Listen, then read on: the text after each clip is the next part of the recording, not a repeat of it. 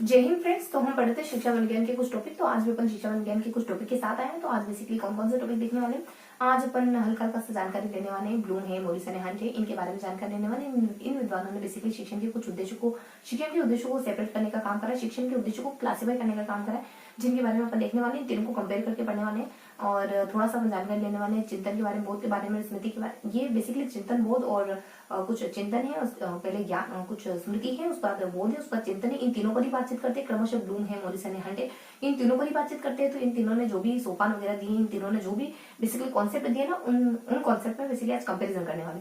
और इसके अलावा कुछ हल्का सा कॉन्सेप्ट देखने वाले हैं अपन मोरिसन ब्लूम के द्वारा दिया हुआ कुछ जो वर्गीकरण है, जैसे ज्ञान है, बोध है और प्रयोग वगैरह आ जाता है, विश्लेषण, संश्लेषण, मूल्यांकन वगैरह आ जाता है। इसमें कौन कौन सी चीजें शामिल होती है उसके बारे में जानकारी लेने वाले हैं। साथ ही अपन देखने वाले हैं कि ब्लूम के द्वारा क्रियात्मक अनुसंधान के कितने चरण बताएंगे। तो ब्लूम के द्वारा क्रियात्मक अनुसंधान है बेसिकली क्रियात्मकता के, जैसे ज्ञान है, भाव है, क्रियात्मक है ना, तो कुछ ज्ञान, भाव और क्रियात्मकता। तो ब्लूम ने क्रियात्मकता को 6 भागों में बांटा है, यानी 6 तरीके की एक्टिविटी कर सकते हैं अपन। तो उसको अपन देखने वाले। तो बेसिकली आज कौन कौन से टॉपिक देखने वाले शिक्षा विज्ञान में। शिक्षा विज्ञान में कुछ हल्के हल्के से एक सेकंड में इसको थोड़ा सा अरेंज कर लेते हैं। फिर देखो शिक्षा विज्ञान में देखो पढ़ने की चीजें बहुत ज्यादा है और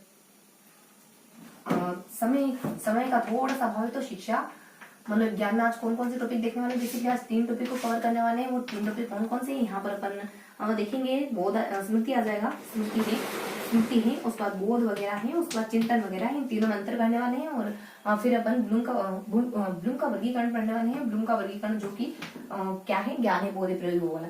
तो यहाँ ज्ञान वगैरह आ जाएगा, फिर बोध वगैरह है और इस तरीके से कुछ ब्लूम का वर्गीकरण है उसके बारे में पढ़ने वाले हैं। इसमें बेसिकली 5 से 6 चरण माने जाते हैं। प्रयोग वगैरह, विश्लेषण, मूल्यांकन वगैरह। प्रयोग है, विश्लेषण है, संश्लेषण है, मूल्यांकन, इस बारे में पढ़ने वाले हैं। और फिर अपन यहाँ देखने वाले ब्लूम के अनुसार कुछ क्रियात्मक वर्गीकरण, ब्लूम का क्रियात्मक वर्गीकरण के बारे में पढ़ने वाले हैं, जिसमें ये कुछ 6 वर्गीकरण 6 चीजें बताते हैं जो अपन की तरीके से देखें। तो जैसे इसमें कौन कौन सी चीजें आ जाती है, जैसे शारीरिक वगैरह आ जाती है, कुछ सांस, पीके का भी ध्यान रखेंगे। सांस से अपना कुछ देखो, सांस से कुछ बेसिक चीजें आ जाएगी, सांस पे कैसा देना। तो सांस से अपने कुछ सहज क्रिया वगैरह, फिर आधारभूत अंग संचालन वगैरह, शारीरिक सहज क्रियाएं वगैरह, फिर अपनी शारीरिक क्रियाएं वगैरह भी आएगी और फिर अपने कुछ प्रत्यक्षीकरण वगैरह भी आ जाएगा और फिर अपने कुछ शारीरिक क्रियाएं और सांकेतिक क्रियाएं, इस तरीके से कुछ क्रियाएं मात्र आने वाले ना। तो इस बारे में अपन जानकारी लेने वाले। तो फटाफट से अपन वन शुरू करते हैं। स्मृति, बोध और चिंतन में अंतर से और ब्लूम तक जाएंगे और लास्ट में ब्लूम का क्रियात्मक वर्गीकरण, ब्लूम के क्रियात्मक वर्गीकरण के जो 6 अंग है या 6 भाग है उनको देखेंगे अपन। सबसे पहले स्मृति, बोध और चिंतन को पढ़ेंगे। स्मृति, बोध और चिंतन में क्या जानकारी आती है बेसिकली। तो स्मृति, बोध और चिंतन में अपन क्या क्या जानकारी लेते हैं। तो यहाँ अपन लेते हैं स्मृति है, उसके बाद स्मृति है और बोध है और थोड़ा सा अलग अलग कर लेते हैं स्मृति, बोध और चिंतन। इन बेसिक सा अंतर देखेंगे।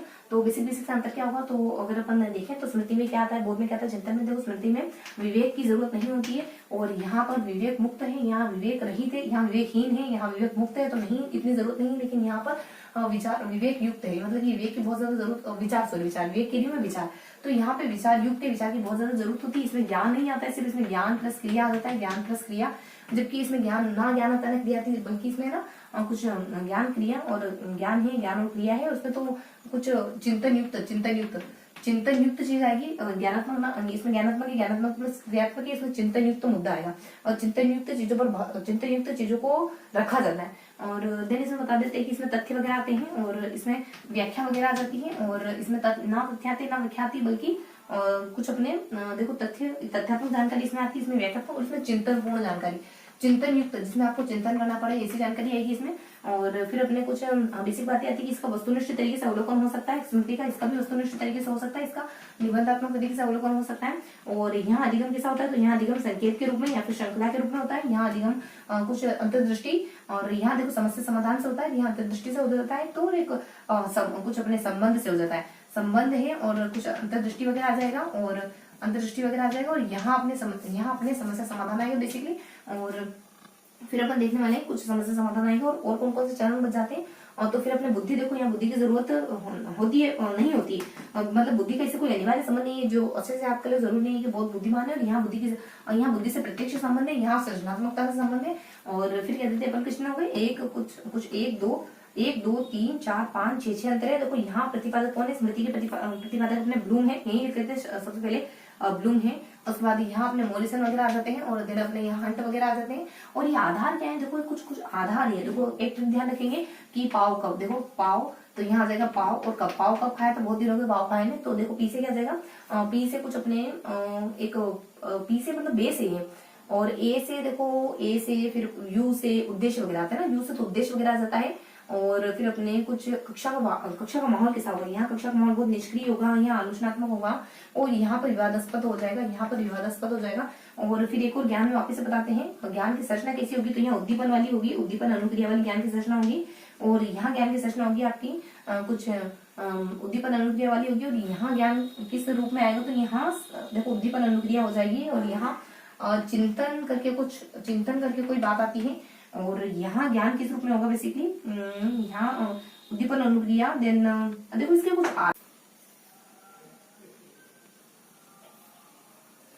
ठीक है। तो अपन यहाँ से कंटिन्यू करते हैं। देखो मैं आपको बहुत ज्यादा नहीं समझाऊंगी, अपन यहाँ को इसको रफ कर देते हैं, इसलिए अपन देख लेते हैं। इसमें ना वे की जरूरत नहीं होती, इसमें भी नहीं होती, इसमें वे की जरूरत होती है। और दिन इसमें ना तथ्यात्मक जानकारी होती है, इसमें व्याख्यात्मक जानकारी होती है। मतलब इसकी जो शिक्षण विधि होती है तथ्यात्मक और व्याख्यात्मक होती है, यहाँ पे चिंतनपूर्ण शिक्षण विधि होती है। तो देन यहाँ पे अपने कुछ बेसिक जानकारी और आ जाती है, जैसे कि बुद्धि की जरूरत कहाँ होती है, कहाँ नहीं होती है। तो यहाँ आ जाता है यहाँ बुद्धि से कोई कंपल्सरी संबंध नहीं है, प्रत्यक्ष संबंध या तो सृजनात्मकता से संबंध होता है। और देन यहाँ पे वस्तुनिष्ठ परीक्षण होता है। यहाँ पे देखो कहाँ है वस्तुनिष्ठ परीक्षण, यहाँ वस्तुनिष्ठ परीक्षण होता है, वस्तुनिष्ठ परीक्षण होता है, निबंधात्मक परीक्षण होता है। इससे अपन पता बोध वस्तुनिष्ठ से स्मृति वस्तुनिष्ठ से चिंतन पता होना, तो आपको निबंधात्मक परीक्षण करना होगा। तो ये कुछ बेसिक जानकारी जिनको अपन ध्यान रखेंगे, है ना।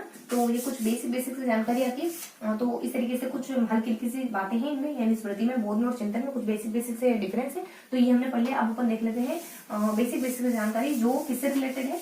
अब कुछ और जानकारी देख लेते हैं अपन। और सेकंड पॉइंट हमारा क्या था, थर्ड पॉइंट क्या था हमारा, देखो सेकंड पॉइंट हमारा था ब्लूम का वर्गीकरण। ब्लूम के वर्गीकरण में क्या था, ब्लूम का वर्गीकरण।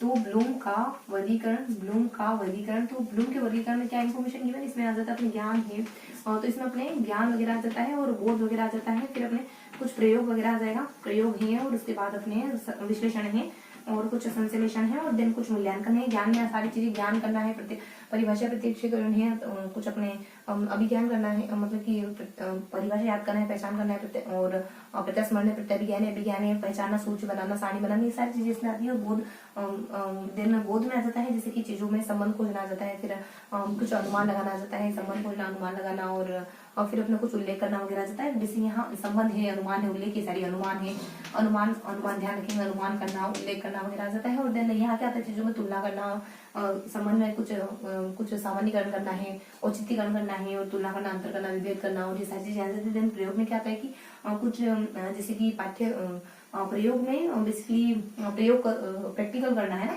तो पाठ्य पुस्तक के प्रयोग वगैरह कुछ आता है। प्रयोग में प्रयोग ही आ जाते हैं, सारे प्रयोग करना, एक्सपेरिमेंट करना वगैरह आता है। और देन ज्ञान का एक्सपेरिमेंट करना, और यहाँ पे प्रयोग में प्रदर्शन वगैरह करना, और भविष्यवाणी करना, तैयार करना, योजना बनाना, तैयारी करना, योजना बनाना, ये सारी बातें यहाँ आ जाती है। देश में यहाँ जो अदर इन्फॉर्मेशन आ रही है इनको डिटेल से बता रही हूँ, वो बता रही हूँ। विश्लेषण तथ्यों का विश्लेषण करना है, और देन सूचनाओं का विश्लेषण करना है, और इस तरीके की जानकारी होती है। विश्लेषण में बेसिकली आगे भी यही बताया जाता है कि चीजों का विश्लेषण करना, आलोचना करना वगैरह आ जाता है, और इस तरीके से बातें हैं। संश्लेषण में यहाँ आ जाता है कि संप्रेषण है, योजना है, और इस तरीके की बातें आ जाती है, संप्रेषण, योजना। और यहाँ बता दिया जाता है कि चीजों का बेसिकली योग करना, संश्लेषण करना, इस तरह की बातें होती है। मूल्यांकन में कुछ चीजों का निर्णय करना और सारांश वगैरह बताना, और ये सारी चीजें यहाँ आ जाती है ना। तो इस तरीके से कुछ ब्लूम का वर्गीकरण था हमारा, जिसमें क्या क्या चीजें आती है वो हमने देखी। और अब देखो बहुत शॉर्ट में देखा है हमने, और देखो बहुत ज्यादा लेंदी नहीं लिया है, शॉर्ट में देखा, थोड़ा ब्रीफ इंट्रोडक्शन दिया है। बाकी आप कहीं से पढ़ोगे तो आपको चीजें और ज्यादा क्लियर हो जाएगी। थोड़ा बुक में आपको रेफरेंस लेकर पढ़ना पड़ेगा है। और इसके बाद अपने लास्ट में देख लेते हैं कुछ हल्की जानकारी। तो क्रियात्मकता के 6 अंग माने हैं ब्लूम ने। तो ब्लूम ने क्रियात्मकता के 6 अंग माने, वो कौन कौन से हैं, तो बेसिकली वो 6 अंग आ जाते हैं। सहज क्रिया वगैरह आ जाती है आपकी, फिर कुछ अंग संचालन वाली क्रिया आ जाती है, फिर आपकी शारीरिक क्रिया वगैरह आ जाएगी, फिर आपकी इसके बाद कुछ 2-3 क्रियाएं और आ जाती है, जिसको अपन है ना सांस से पीके। तो सांस आ जाएगा और पीके आ जाएगा, फिर ऐसे ध्यान रखते हैं, ये सारी आ जाती है। पीछे प्रत्यक्षीकरण कौशल आ जाएगा, फिर अपने प्रत्यक्षीकरण आ जाएगा, फिर अपना कौशल आ जाएगा, फिर यहाँ पे कुछ सांकेतिक करके या फिर कुछ यहाँ डेश रखेंगे, थोड़ा सा ना मिस हो रहा है यहाँ सर्च क्रिया में, जो आपको ना बिना पता चले ही हो जाती है, जैसे आंखें झपकाना वगैरह आ जाती है, छींकाना। अंग संचालन में जो आपको कोई ऑर्डर देता है, जब आपको कोई ऑर्डर देता है उसके बाद आप करते हो, जैसे कि दौड़ना कूदना, उछलना चलना कूदना, ये सारी। और शारीरिक क्रिया में वो बातें आती है जो बेसिकली इसमें थोड़ा यूनिक आएगा, टुकड़े अजीब अजीब सी चीजें, जैसे सुधारना है, रोकना, टुकड़े टुकड़े करना शुरू करना है, सहज है, उसके बाद अपने कुछ सुधार करना वगैरह आ जाता है। प्रत्यक्ष में जो आपकी हाथ और आंखों में जिससे कोऑर्डिनेशन, ज्ञानेंद्रियों में कोऑर्डिनेशन के थ्रू होते हैं, वो सारी चीजें लिखना वगैरह आ जाता है, लिखना वगैरह आ जाता है, और देन स्मृति चित्रण करना वगैरह आ जाता है। और यहाँ पे अपने कौशल जो नाचना वगैरह, 1 सेकंड नाचना वगैरह, गाना वगैरह जो भी अपन सीखते हैं वो सारे कौशल के अंतर्गत आते हैं। सांकेतिक में थोड़ा समय रखेंगे, और इसमें एक और पद आता है, इसमें कुछ हल्की सी जानकारी नेक्स्ट सेशन में आपको क्लियर करूंगी। तो ये था हमारा आज का सुपरफास्ट सेशन, जिसमें हमने कुछ हल्की हल्की जानकारी दी कि हमारे ज्ञान में और चिंतन में, स्मृति में, चिंतन में और बोध में, स्मृति में, बोध में और चिंतन में आपस में क्या संबंध है इन तीनों में, ये हमने देखा। इनका मतलब इनको अलग अलग आधारों के आधार पर देखा, बेसिक से अंतर देखे, इनमें बहुत बेसिक माइनर से अंतर देखे। और देन अपन देख लेते कुछ ब्लूम के ब्लूम का जो वर्गीकरण है, ब्लूम ने एक किताब लिखी थी, कुछ शिक्षण उद्देश्यों का वर्गीकरण ब्लूम ने लिखी थी। उसमें इन्होंने शिक्षण उद्देश्यों का वर्गीकरण कहा था ज्ञान, बोध वगैरह में, और ज्ञान है, बोध, प्रयोग, संश्लेषण, मूल्यांकन वगैरह। और लास्ट में हमने कुछ हल्की सी जानकारी ली इनके क्रियात्मक पक्ष को 6 भागों में बांटते हैं, क्रियात्मक पक्ष को 6 भागों में बांटते हैं। 6 भाग कुछ इस तरीके से देखो, ऐसे यहाँ क्वेश्चन मार्क लगा है, नेक्स्ट सेशन में आपको क्लियर करूंगी, है ना। तो चूंकि अपन बहुत ज्यादा लंबा वीडियो नहीं बना पा रहे, तो शॉर्ट वीडियो में अपन बातचीत करें, बहुत कम समय के लिए मिल पा रहे। तो ये था हमारा आज का सुपरफास्ट सेशन। आई होप आज का सेशन आपको पसंद आएगा। फिर मिलेंगे इसी किसी अगले वीडियो में, तब तक के लिए बस पढ़ते रहिए, मुस्कुराते रहिए, आगे बढ़ते रहिए। जय हिंद।